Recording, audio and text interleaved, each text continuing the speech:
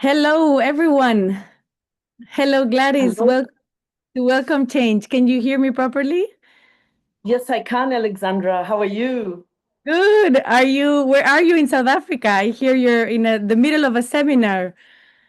Yes, I'm at the Oppenheimer Research Conference in Midrand in Johannesburg.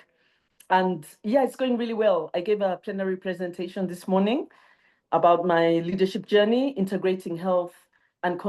integrating health and people in conservation. And so I talked about my work with the mountain gorillas and other wildlife and how we started to support local communities as well, using a One Health approach to conservation. Great. Well, thank you, Gladys, for making the time and for being here with us. I know it's been a busy, very busy time for you. And welcome everyone to this edition of Welcome Change. This is our weekly news hour, where we get to sit down with incredible social entrepreneurs, social innovators around the world, and hear from their ideas, from their brains, their hearts, and their work. My name is Alexandra Mitjans. I'm Ashoka team, and I'm very, very excited to be talking to Dr. Gladys Kalema today. And the topic is very dear to my heart for two reasons. The first one is the topic itself, human kinship with animals. As a young person, I grew up seeing animals as true friends and as role models. And I like to think that my job today at Ashoka, with the People on Planet team, allows me to really honor that curiosity, and that I'm able to actually pass that over to my children.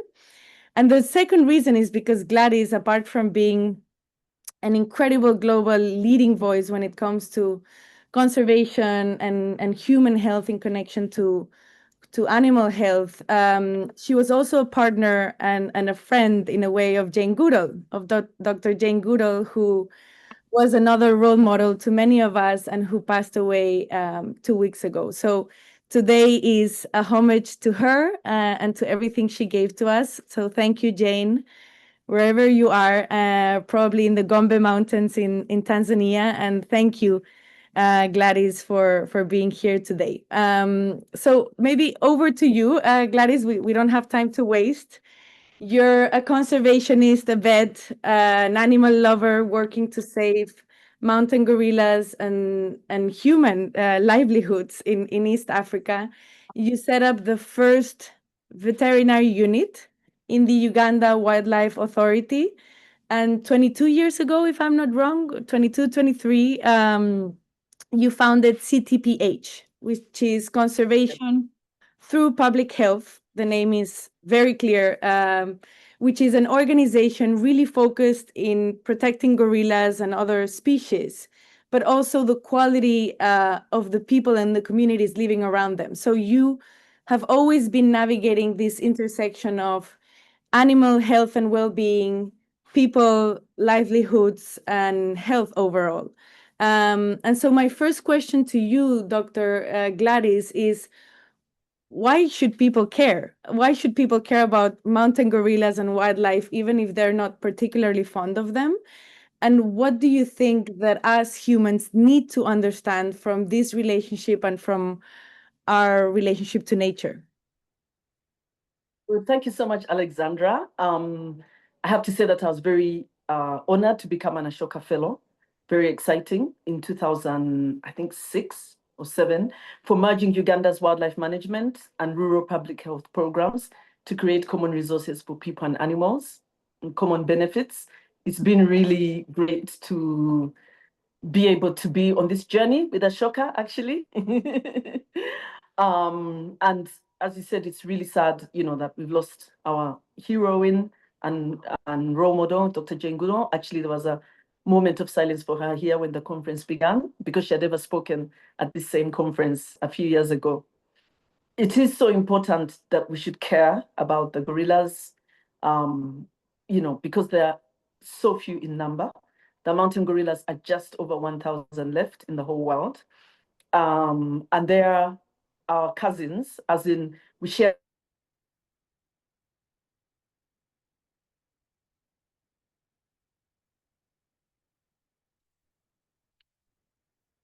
It seems like we're having some connection issues. Gladys, can you hear us? Yes, I can. Can you hear me? Yes. We lost you at 1,000 gorillas. Okay, sorry about that. There's just over 1,000 mountain gorillas left in the wild, and we have a moral obligation to look after them. As much as the numbers have increased over time, it's still just over 1,000 individuals. We are so closely related to them. We share over 98% genetic material, 98.4% to be exact. They're so similar to us. They form family groups like us. I've worked with them for 30 years, and I've learned so much from the mountain gorillas. I've learned about parenting. For example, we space our children just like the gorillas do. I've learned to be a good parent. They're really great parents. They form very close family bonds. They're extremely intelligent and curious and very gentle. And in fact, what's interesting is Dr. Jane Goodall focused on the chimpanzees, which are more similar to us. There's 98.8%. Wow. The chimpanzees are, yeah, they're more similar to us, but people say that chimps are what we are and gorillas is what we want to be. Because chimpanzees are aggressive, they fight, they do all that stuff, and gorillas are like gentle Buddhas. So I don't know what you think about that. But yeah, so it's been, I think it's so important to care about them for that. And also the forest habitat where the gorillas live. It's very important for us. They're very good ecological modifiers of the whole area. You know, when they eat fruit and it drops, plants regenerate, so they keep the forest going. At the same time, we call them gardeners of the forest, just like elephants and other animals as well are gardeners of the forest. And when you have because gorillas bring in a lot of money from tourism, it means it stopped people cutting trees. Because once gorilla tourism began, all that money was shared with the local communities. The Wildlife Authority made sure they received some in various ways. Some of them get jobs, some of them are hired as rangers or porters who carry your luggage to the gorillas for the day. Others are working in the lodges that bring tourists. Others are working in our NGO, Conservation Through Public Health, or the local Bwindi Community Hospital. And then at the same time, some of them have businesses, the local entrepreneurs, they sell crafts, accommodation, food. The whole industry has changed because of the gorillas. And some of the money from tourism is shared to build schools, clinics, and roads. So that economic activity is lifting people out of poverty. It's another reason to care about the gorillas. But by protecting the gorillas, you're protecting a forest, which is a climate modulator and an important water catchment area. So there's so many reasons why we need to protect our cousins, both ethically, for ethical reasons, but also for, in order for us to have a better quality of life. Exactly. That's the beauty of your innovation, no, and of your work, that you're really working in this full circle of making sure humans are healthy, especially those living near the community of gorillas, and how that impacts the health and well-being of gorillas themselves, and how that circles back to human animals, no, and impacts their livelihoods, their economic well-being, and brings tourism and other economic industries, no, that benefit them. So what you're saying is gorillas are not only our cousins, but they really are cousins that we need in order to live better. And it's such a simple and compelling full circle. I guess my next question is, what are you most proud of after all of these years of working with them and this intersection? I would say that I'm proud of a number of things, but I would say that I'm very proud that the number of mountain gorillas has increased. Because when I first started working with them, there were only about 650 in the whole world and 300 in Windy Forest, where I focus most of my life's work. And I'm proud to have contributed to this positive growth of the mountain gorilla population through introducing veterinary care for the mountain gorillas in Uganda, and it's improved over time, and also improving community health, which was something that no one really was thinking about.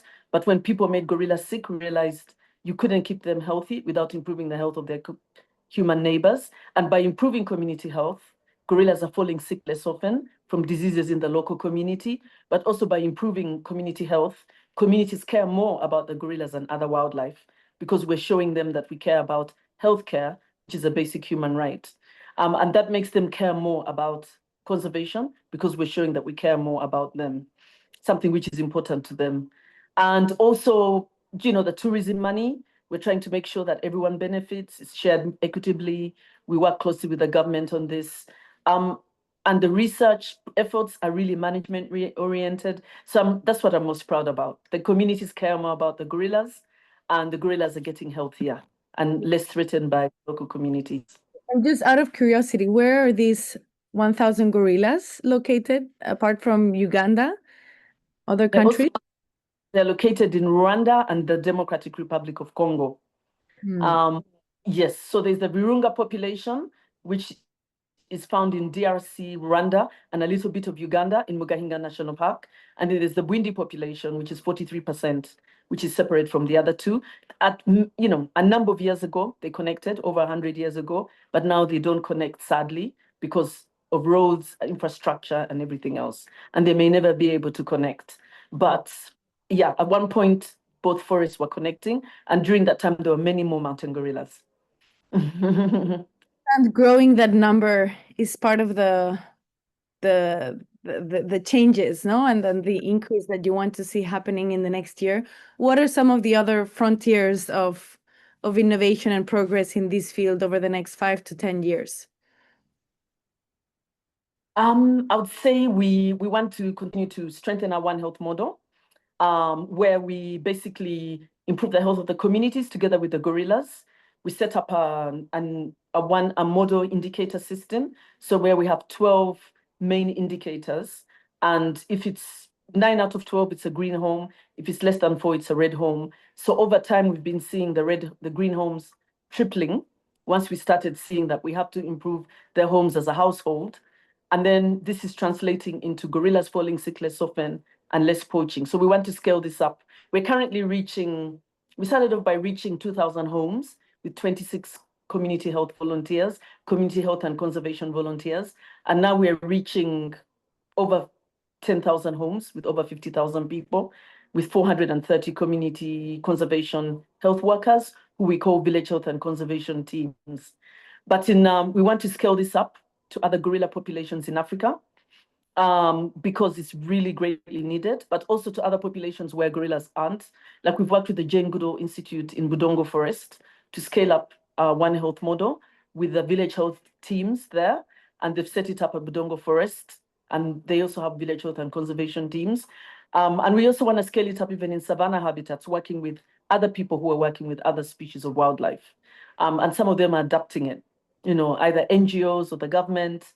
And yeah, we feel that this model is scalable, not only in Africa, but even in India. We've had colleagues saying this can help us with the tiger issues we have in India, because human-wildlife conflict is universal. And when you show people that you care about their health, which is a basic human right, they start to care more about the wildlife.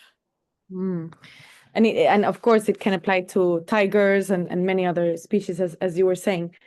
Yes. This is your book. I've started reading Walking with the Gorillas, The Journey of an African Wildlife Vet. We have a foreword by Dr. Jane Goodall. I'm going to read a very small excerpt that says, I recommend Gladys's book to everyone interested in conservation, alleviating poverty, and the role of women in society. But perhaps most important, it is a truly inspiring story of how one determined and dedicated woman overcame many setbacks and faced many dangers to follow and realize her dream. She has made a huge difference to conservation in Uganda, and she's an inspiring example to young and not so young people everywhere. What did you learn from Jane, especially when it comes to sustaining hope and leadership in face of all the challenges? Yes, I'm truly honored that she wrote that forward. And it's such a beautiful forward. And she's known me for a very long time, since I was a young vet student. And yeah, she's incredible. She's an incredible person. She's left a truly remarkable legacy.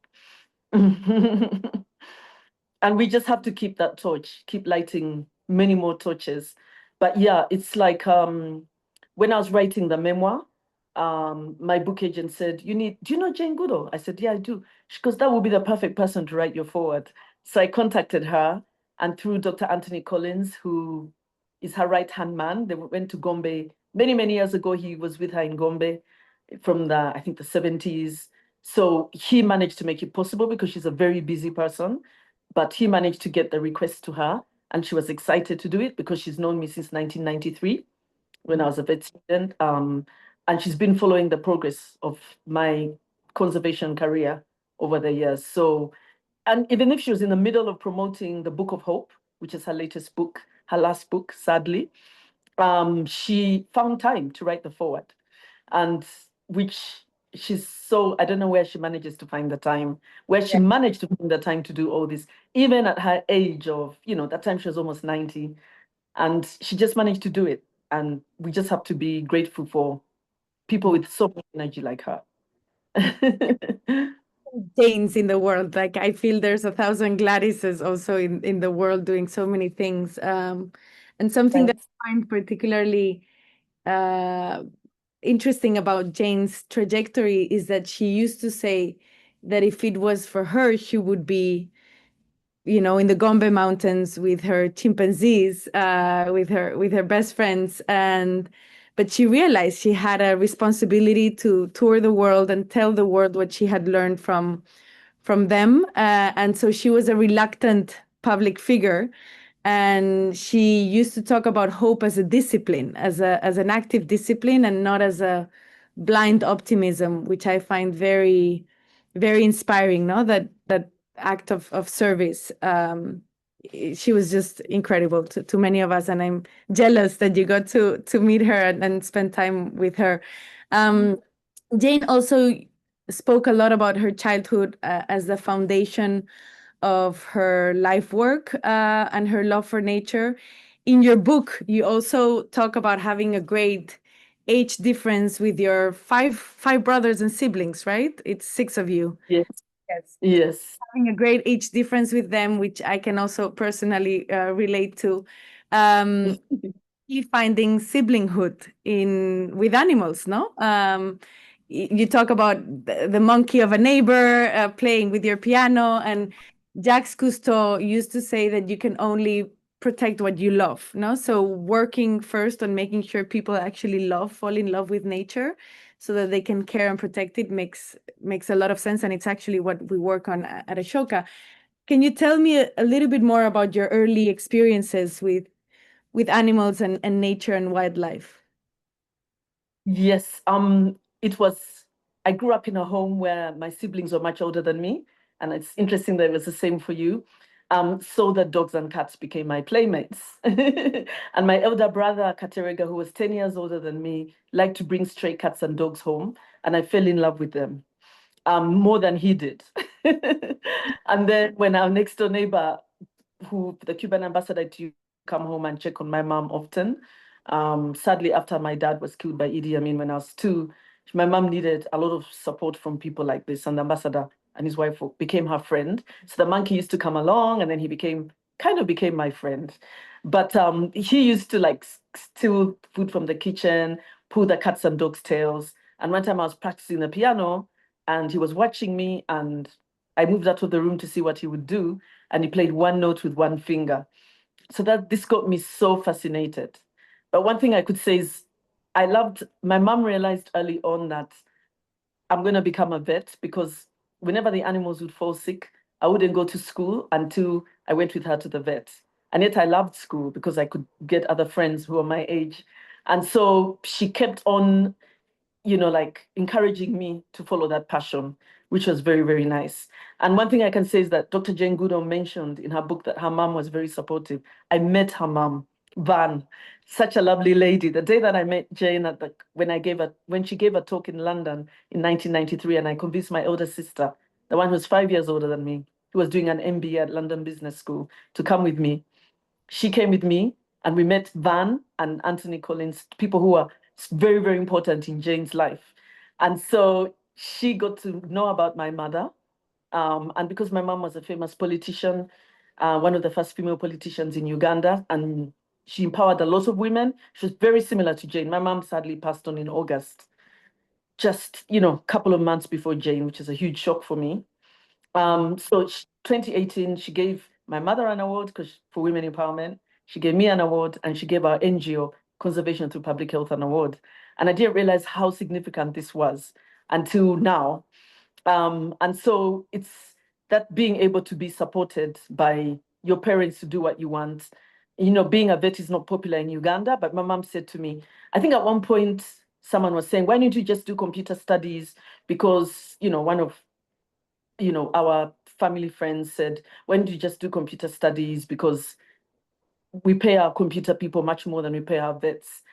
And my mom said to me, let her do and my brothers and sisters were like, yeah, maybe we need to follow the advice of the elders. But my mom was like, no, she loves animals so much.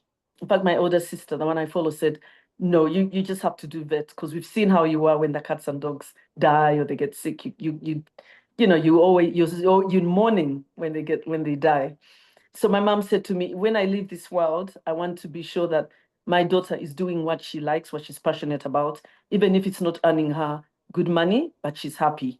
And that's why my mom just supported me to do what I want. I've been very lucky to have that. Goosebumps, Gladys. How important are mothers and parents overall, especially when they believe in us, no, at deeper levels. And your mother was, you mentioned she was a famous politician. She was a force for nature also in bringing other women into politics, into civic participation. And you mentioned that her and Dr. Jane Goodall were very similar in the sense that they were lifelong change makers. Tell me a little bit about those lessons of lifelong contribution and change making from your mom, from Dr. Jane, or from yourself. Yes, I've been lucky to have those mentors in my life. My mother, Dr. Jane Goodall, and there've been some others as well. Because they basically were willing to challenge society norms. First of all, like they were very focused. They're like, this is what I want to do, and I think I can make a difference. And it's really, really important.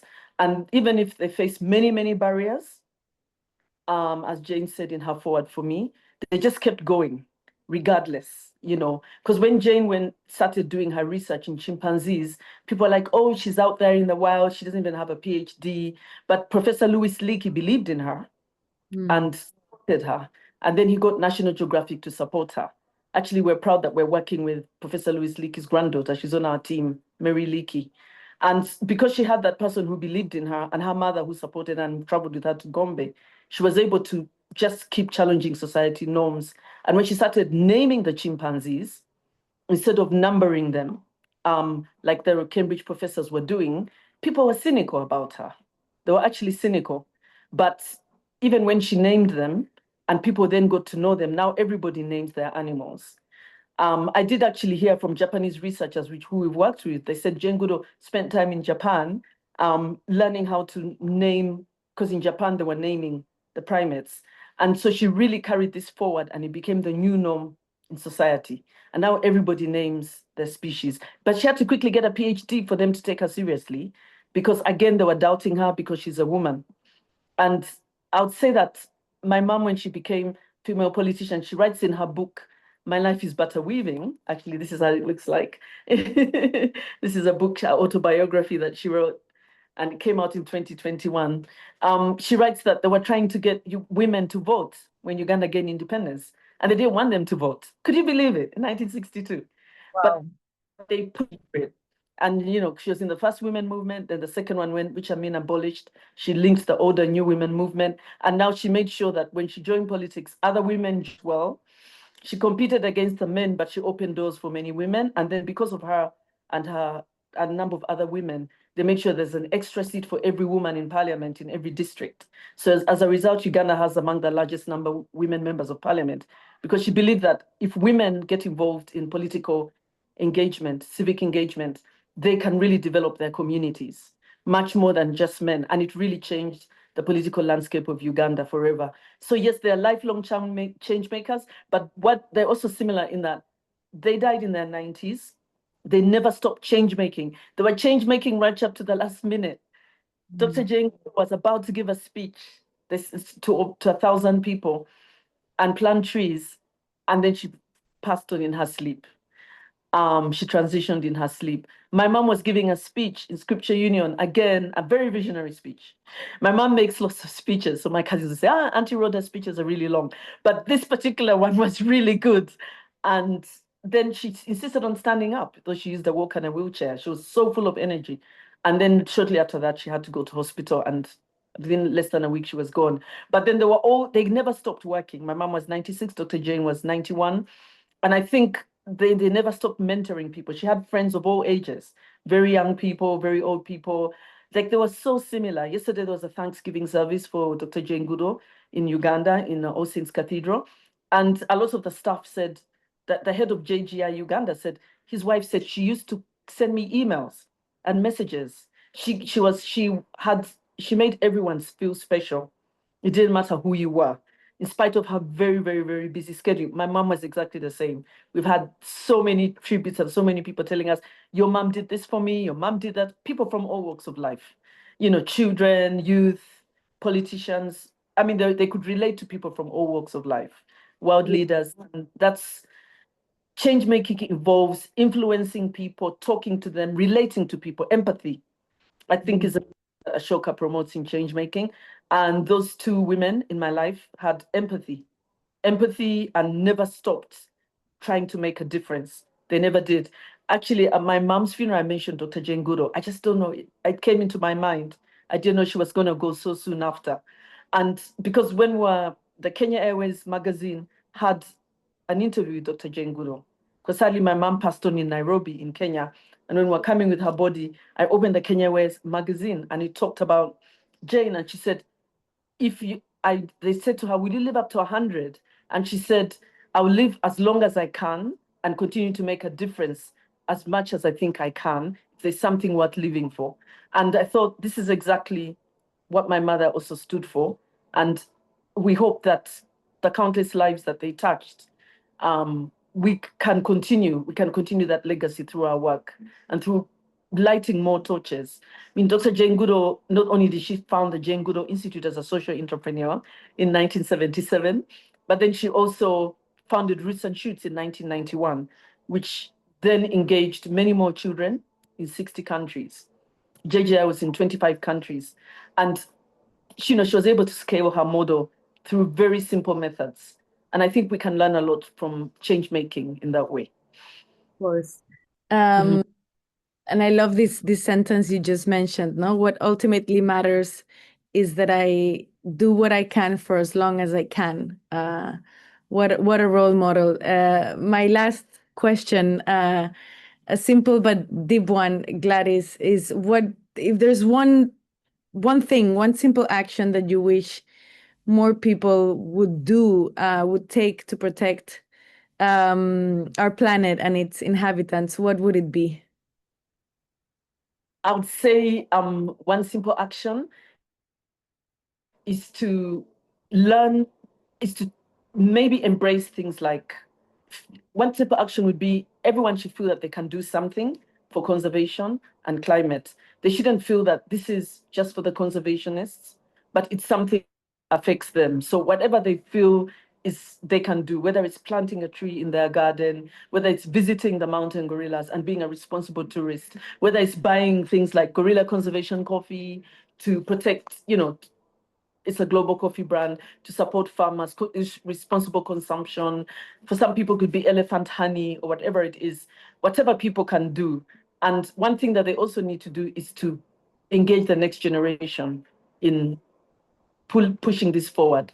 And so people shouldn't feel, I'm not a conservationist, I'm in agriculture, I'm in healthcare, I'm in development, I can't do something for the environment. I think everybody can do something for the environment. So that's probably one call to action. We can all make a difference for our planet.